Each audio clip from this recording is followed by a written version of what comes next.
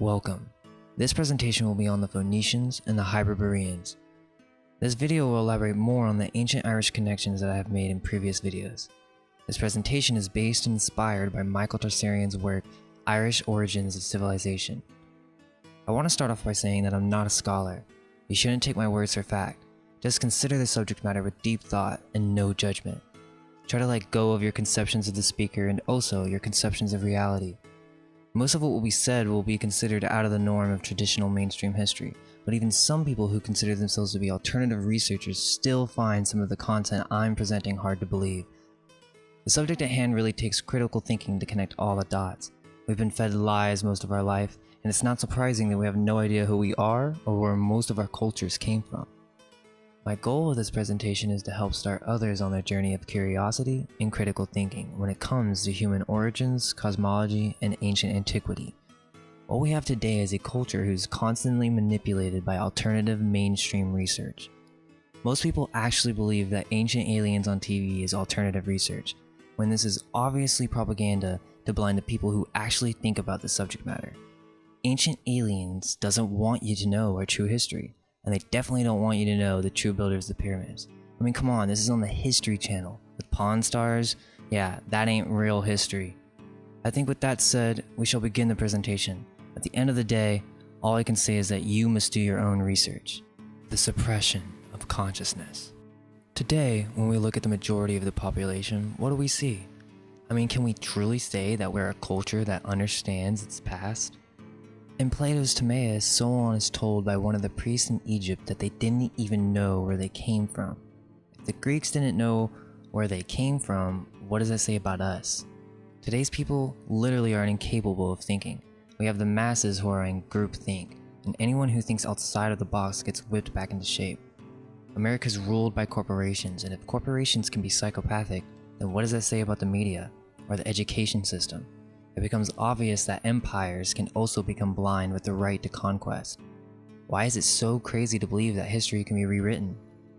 Everyone is in a trance-like state because all of the constant entertainment from every angle. None of us are taught to be masters of the mind, all of our thoughts are out of control, and we have people who suffer from boredom, which is a complete detachment from self-purpose and drive. Everyone's mind is overstimulated on serotonin from social media.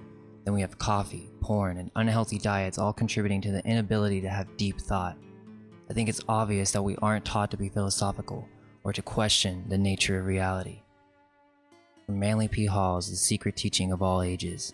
Pythagoras conceived mathematics to be the most sacred and exact of all the sciences, and demanded of all who came to him for a study and a familiarity with arithmetic, music, astronomy, and geometry. He laid special emphasis upon the philosophic life as a prerequisite to wisdom. Pythagoras was one of the first teachers to establish a community wherein all the members were of mutual assistance to one another in the common attainment of the higher sciences. This is what I believe it was like in Tartaria, or Atlantis, or pre-Diluvian times. The higher sciences, philosophy, and the understanding of reality were very prevalent in every individual in that society. We see the complete opposite today. Atlantis and the Deluge. The story of Sumer and the idea that civilization arose in the Middle East but 5,000 years ago is not the true story of civilization. In the Vedas, we have stories talking about how mankind goes back millions of years. We hear flying ships called vimanas and stories of ancient wars with high-tech weaponry. Many cultures have myths of floods, and there are many submerged underwater cities that still have a mystery to be solved. Michael Cremo is also a great reference for this idea. He has many books that talk about this idea that the story of civilization and mankind goes way back than we could ever imagine. In this theory, Atlantis was a great continent in the Atlantic, that after some great cataclysm was destroyed. The civilization at the time was very advanced, not just in technology, but in magic and the knowledge of the self. The Atlanteans were said to be sun worshippers, and this makes sense with what the priest said in Plato's Timaeus. Our sciences are hoary with age, meaning they didn't come up with their sciences. It was passed down. Now, a group of the inhabitants of Atlantis avoided the cataclysm and sailed east, where they landed in Ireland and northern Spain. Ireland and Spain used to be one, Hibernia. This is the explanation of where and how civilization came to the east and then to the rest of the world. Atlantis was destroyed, and humanity was scattered and lost around the world, but there was one advanced group containing the knowledge of sun worship and the sciences who landed in ancient Ireland, Spain, and they began their journey to re-educate the world that at the time had been very primitive. From Donnelly's Atlantis. In their great missionary pilgrimage, they circled the globe in order to give religion and knowledge of God to the different races of mankind. They also established priesthoods and gave alphabets to the races who were unenlightened in such matters up to that time. Ireland is the country in which the arts and sciences were first discovered and developed. To this country the Greeks apply the term Ogia, a term which is never given but to the very ancient, and it is from the Irish, Aryans, that the Greeks trace their descent. The Irish Druids, the Aryan race, roots of astrotheology, spreading civilization once again. All that we know about this ancient race comes from the Greeks and the Romans. There is a great site by Bruce Linnell that lists almost all of what the ancient Romans and Greeks said about the Celts. The earliest Greek and Roman authors often referred to Hyperboreans and Cimmerians. Some modern authors consider these to be possible references to Celts. Hyperboreans were originally a mythical sacred race who, often associated with god Apollo, they dwelt at the ends of the earth. The word Hyperborean means beyond the north wind, and lived long lives in peace with themselves and their neighbors. Their legends are later intermingled with British, Northern Celtic, and Germanic cultures by ancient authors. The name Cimmerian has many meanings. To the earliest ancient Greeks, they were a mysterious race who lived in the mist and darkness at the ends of the earth. But later Greek authors clearly described the movements of a group of people they called Cimmerian.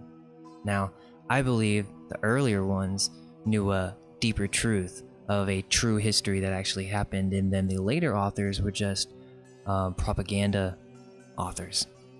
If you want to see all the references to Hyperboreans and Cimmerians and what Roman Greek authors talked about, the link is in the description. This is all reference to the Aryan race, but what does Aryan mean? From Michael Tarsarian. The name Ireland was originally rendered Ari, or Aria land, one of the main connotations of the term being Western land. Another was land of the pure, or noble ones. The Druids were Aryans. This word is usually narrowly construed to signify race. However, the term also refers to spiritual caste. It is also the true name of Ireland, correctly rendered Ariland, or land of the Aria. The term can be correctly rendered Iri, signifying the earth goddess of the ancient Druids. Etymologically, Ari and Eri are found in roots and terms and names such as Aria, Terra, Tara, Mari, Hera, Benares, Armenia, Armeric, and aristocracy, etc. Names such as Tara, father of Abram, and the place name Haran in Irish, Haran being synonymous with Aryan. The epithets Iberian, Ibernian, Ibrides, Iberisum, Old Name of New York, and Hebron are equivalent to the Latinized Hyperborean, connoting Ireland and the Arctic homeland. This is the true meaning of Eber, an ancestor of the Israelites. Place name and personal name, Heber and Hebrew. The priest of the Nile, the Eberu, took their name from the illustrious northern western Aria, as the great Anna Wilkes tells us. Hyperborea was unquestionably the lands of the Druid and Bard, whose religion was identical with that of the later Hebrews. The very word for a Druid Bard is equivalent of Boredes or Boreas, meaning north. The Eberu were but one contingent of Westerners living in the Middle East. Related groups were the Luvians and Shemisu Hor, the disciples of Horus. Evidence of their presence has been well and truly suppressed. So this Aria meant a lot to the ancients. And we can also see how Hyperborea is really connected to Ireland and the ancient Irish. We have nations like Syria, Iran, Armenia, all paying homage to these noble peoples who at the top of their society valued things like being moral, spiritual, philosophical, being a full mind, things today we take for granted. The Sanskrit definition of Arya is noble, not ordinary, valuable, precious. This isn't about race or control or power.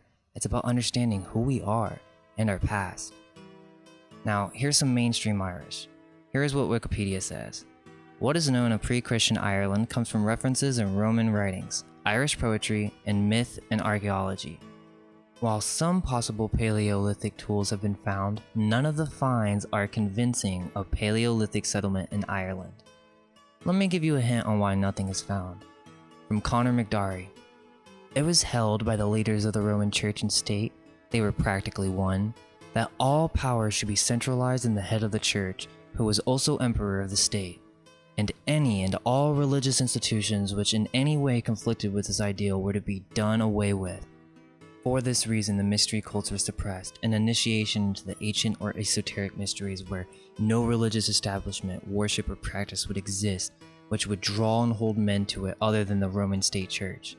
And besides, is the study and preparation necessary for those who were selected for initiation into the higher mysteries was such as to develop a highly philosophic and spiritual state of mind. Such study and preparation did not comport with the object which the church rulers had in view. Such minds would not yield adherence to a mere political and idolatrous church, whose doctrines were in the main intended for the uninstructed multitude. Such minds could not be dominated by a political or mercenary priesthood. They were enlightened men, and they stood in the way of the church project. Therefore, the institutions were produced such. Men were to be suppressed. Now, I believe that there are multiple levels to what we know as Druid. We have the ancient Druids, then we have the Jewish Druids. That will have to be for another video, but keep in mind with some of the stuff that I'll be saying that there's definitely a connection between the Jews here. The ancient Druids were the ancient priests who preserved the wisdom from Atlantis. This is where the source of astrotheology begins. I don't know how many of you guys know about Newgrange, but it's an amazing site. It's older than Stonehenge and the Great Pyramids of Giza, and guess what? We see the same thing, a massive structure that is aligned with astrological alignments and symbolism. Newgrange is even more amazing in that it's still perfectly aligned to this day with the winter solstice. From Julius Caesar. As one of their leading dogmas, they include this, that souls are not annihilated, but pass after death from one body to another. And they hold by this teaching, men are much encouraged to valor through disregarding the fear of death. They also discuss and impart to their young many things concerning the heavenly bodies and their movements, the size of the world and our earth, natural sciences, and the influence and power of the immortal gods. Caesar is telling you where Rome and Greece got their knowledge of the planets and gods, and their sciences from. You see all these Greek historians mixing truth with deception. It's the only way to really resonate with the mass of humanity's subconscious. Thus, with a shrewd conception and understanding of policy, Rome gave to the Irish Bible a history and a geography which, through her efforts to give it an appearance of truth, as a record of actual occurrences and facts, have heaped woe and misery upon mankind. To perfect this project, Rome preached and instigated the wars of the Crusades. This was for the express purpose of getting possessions of the countries of the East, and to give names to places in this country called Palestine, or Syria, to correspond with the allegorical and cryptic names, Irish names in the Bible, and Irish names there are still to this day, and this is the main reason why the Irish Roman Catholics of our day were not encouraged to read or study the Bible. It was because of this too that the Irish language was mainly suppressed and all but destroyed. To carry out the scheme of keeping the knowledge of these things from the world, Rome has conveniently invented a list of fictitious names which the priests assumed in order to set up authorities supposed to have lived in the periods of time assigned to them, and who would be cited by posterity to verify the falsifications which would have established this fact. Such are the names Herodotus, Manetho, Berosus, Josephus, Irenaeus, Origen, and Eusebius. These historians appear in the light which we have today of her doings as so many fictitious personages to whom to attribute writings which were done by the Roman and British priests of much later times. They were very busy concocting history after the English invasion of Ireland and the conquest of the Irish Church, and right away in the early part of the 13th century they set about altering the Irish Bible to make it their own, by Conor McDarry. The Druids were the last force to resist Rome. This makes sense why we don't understand this part of our past. But the ancients knew about this. That is what the myths of Hyperborea, Atlantis, Lemuria, we all knew that gods came down and gave us knowledge. Now Ancient Aliens is happy making you believe that it's ETs, but I'm gonna go down an alternative route and say that no, we've been cycling in an infinite loop, and every time we become extremely aware or become enlightened beings on this earth, cataclysm strikes. And the Romans decided that they could prevent this from happening by removing all traces of our past and by creating a false history in cosmology and religion, all in combination to put us in historical amnesia, with no capability to use our mind to understand what reality we're in. It's truly a mess. Who are the Celts? Celts have an Indo-European tongue, so mainstream history assumes that the Celts migrated from the Black Sea. They migrated to dominate most of modern Europe, from 1400 BC to 600 BC.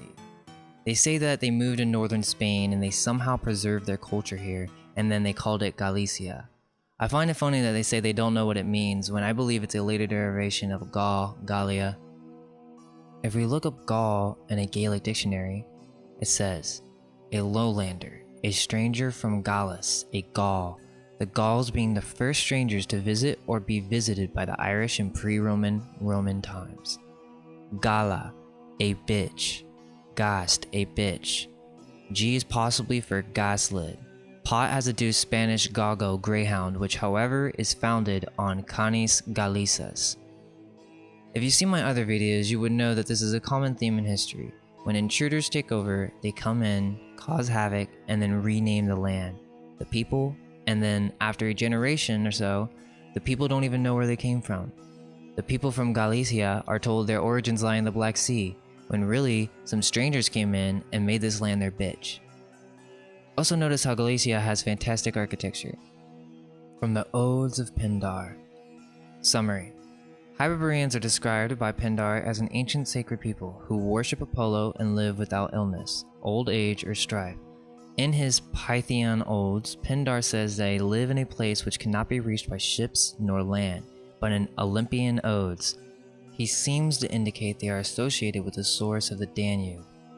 According to Wikipedia, the Danube was once a long-standing frontier of the Roman Empire. Is Pindar saying that these Hyperboreans moved east and they are the true source of the Danube? I can't find anywhere on Wikipedia saying that this is a man-made river, but if what Pindar says is true, then this once great nation had this river surrounding its entire border? The Celts are not the true original Irish. Plato describes the Celts and Iberians as drunken and warlike. Celts occupied land in modern-day Eastern Europe, Greece, Spain, Northern Italy, Western Europe, England, Wales, Scotland, and Ireland. The Celtic people have mystified anthropologists and historians for generations.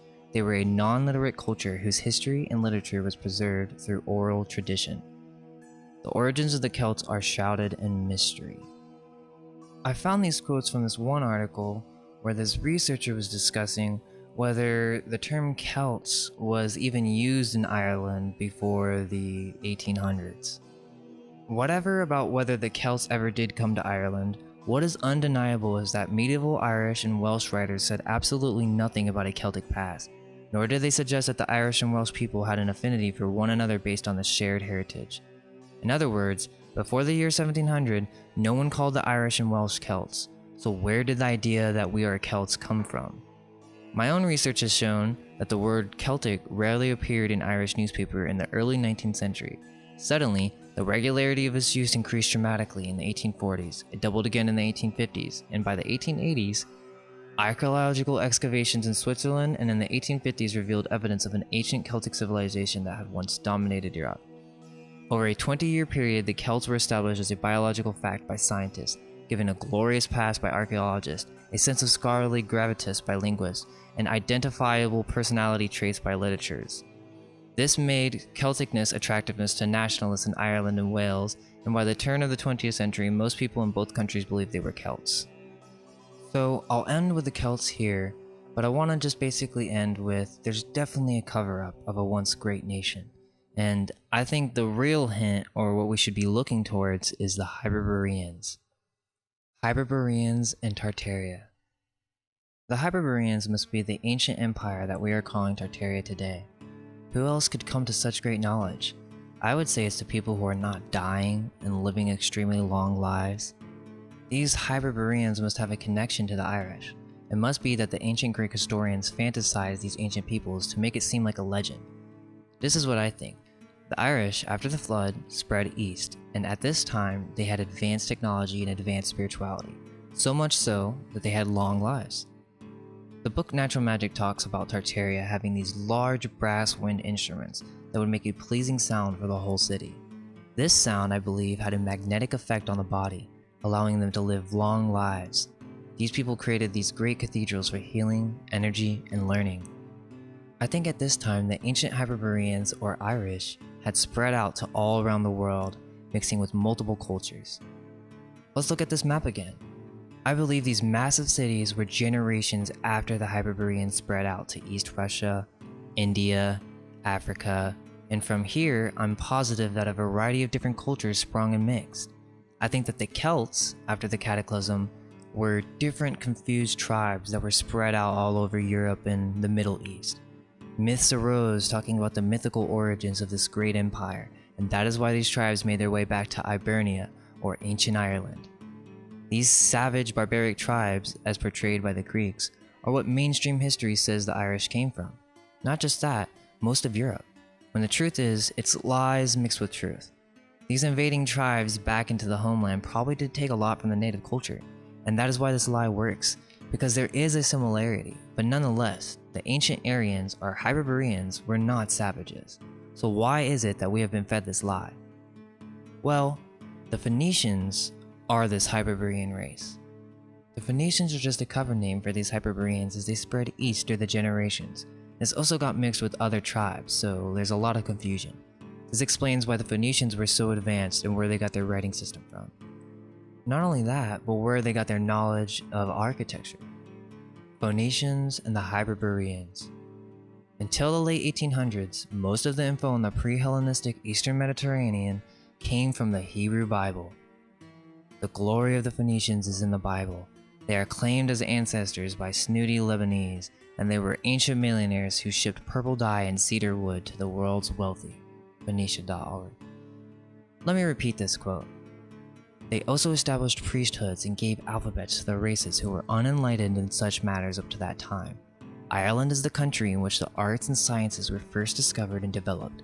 To this country, the Greeks applied the term ogia, a term which was never given but to the very ancient, and it is from the Irish Aryans that the Greeks traced their descent. In mainstream history, the Greeks got their language from the Phoenicians.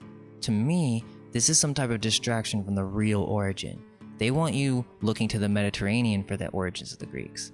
I can tell you why. It has something to do with the Jews, but that has to be for another video.